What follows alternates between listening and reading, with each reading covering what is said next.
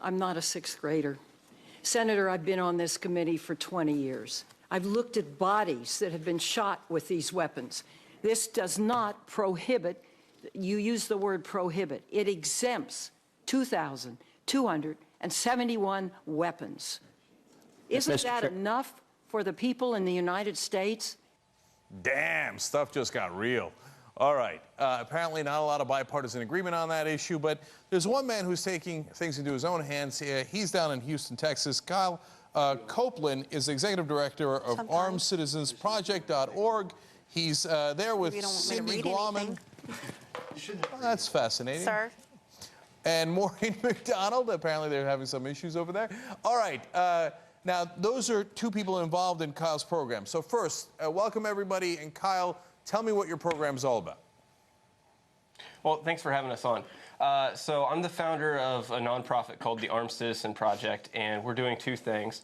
One, we're doing a study where we're going to be arming an entire neighborhood in Houston, high crime area, and we're going to measure the effects that increased perception of firearms in the community has on crime rates. But in the meantime, we are arming and training single women and vulnerable women in high crime areas. And let me just start with Cindy here. Cindy, did you go through the program, and why did you do that? Yes, I did go through the program, and the reason why is I am a single mother. I live alone, and I just wanted to know how to protect myself in the event that anything ever did happen at my home that I would need to do so. All right, now that's very understandable. I'm going to talk to you guys in a second about why I think it's a bad idea. But first, I want to get a better sense of the program. Maureen, what were you taught in the program, and what did you get out of it?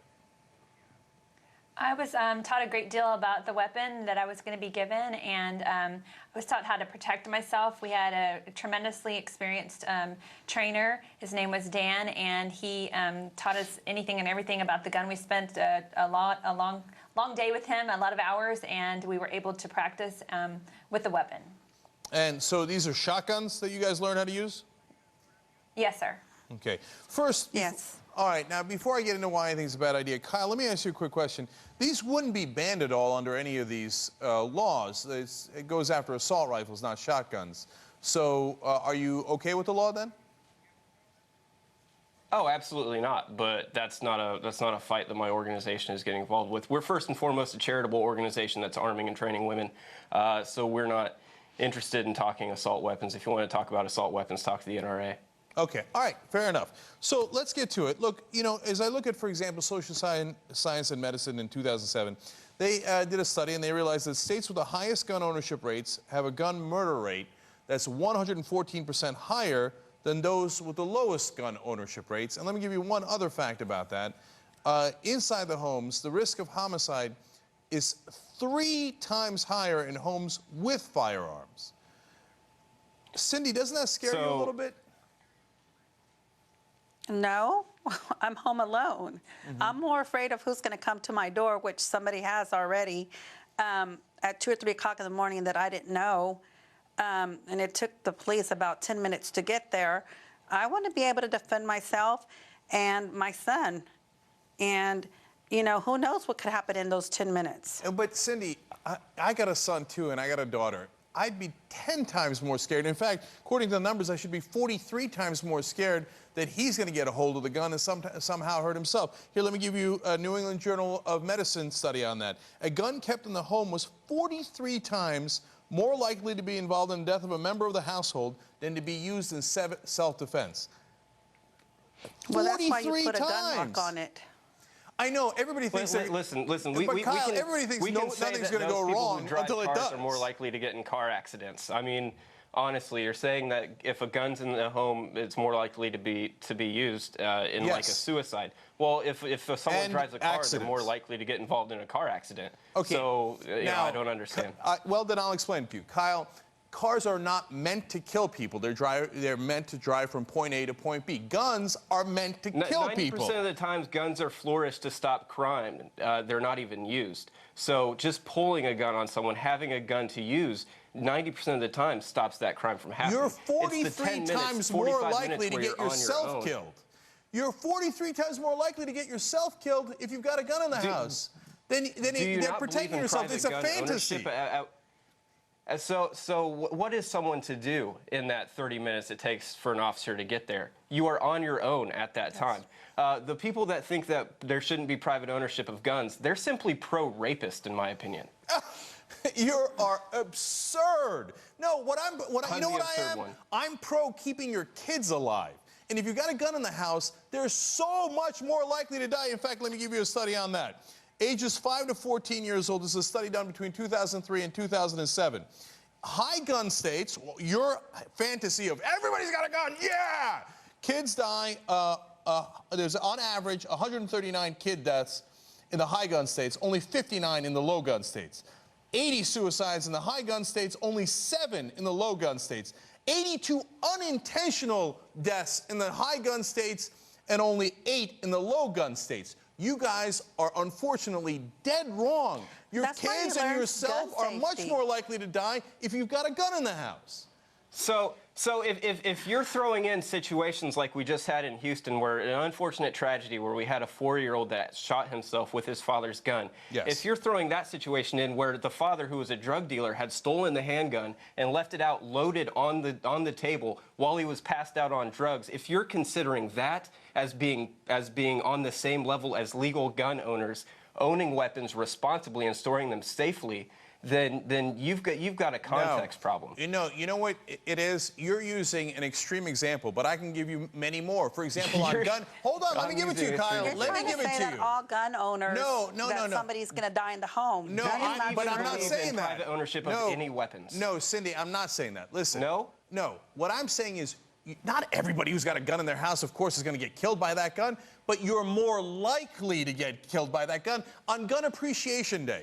We had 5 different. I'm not out to kill anybody. I'm out to defend myself. Exactly. But thank you. If you're not trained on the weapon, well, then of course that accident can happen. But in Cindy and my case, we both have children, and we intend to train our children to be able to use it and to not be afraid of it. Oh, Maureen, that's such a terrible idea. Properly. How old is your child, and when are you going to train them? How old is your child, Maureen? How old is your child? It's called educating. Sir, my child is 3 years old, and I intend to show him how to use this weapon and how to protect himself if he needed to, not to use it improperly. How old? How old are you going to train?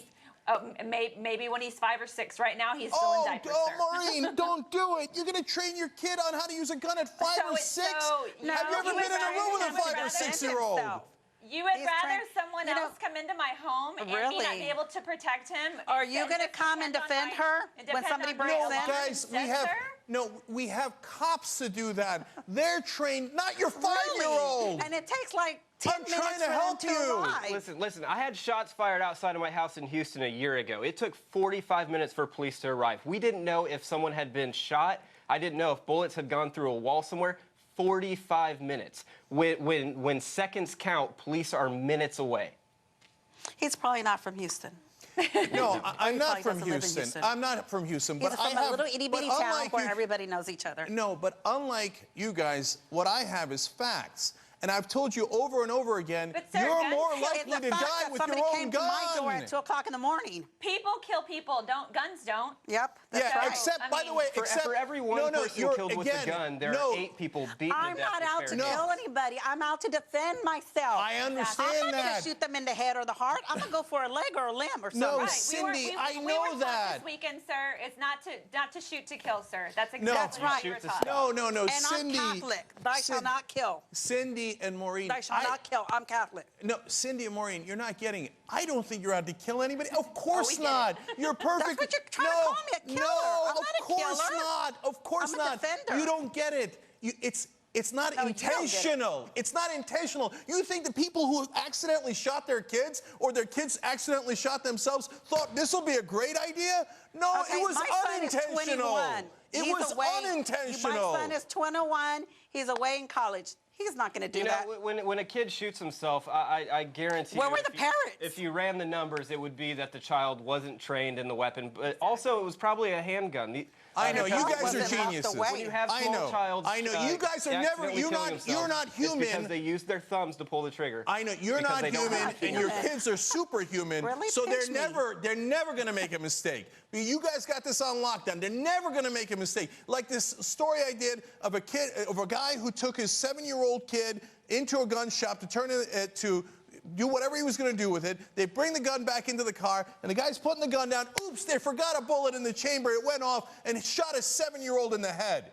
These are not people who have bad intent. Out of how This is many not bad millions because they of make gun sales mistakes. there are each Kyle, year? You're picking there an are extreme 300 million example. guns in the country.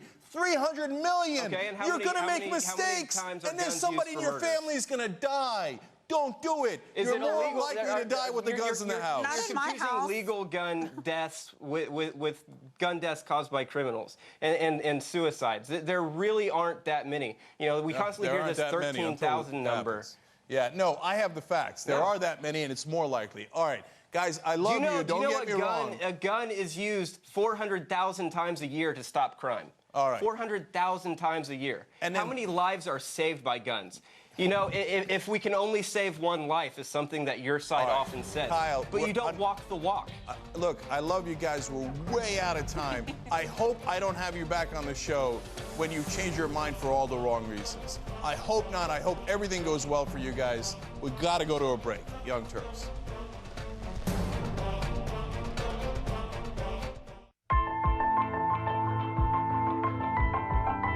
When you only make SUVs for 65 years, all that learning leads to something remarkable. The Range Rover Evoque. Winner of over 120 awards, including the 2012 Strategic Vision Total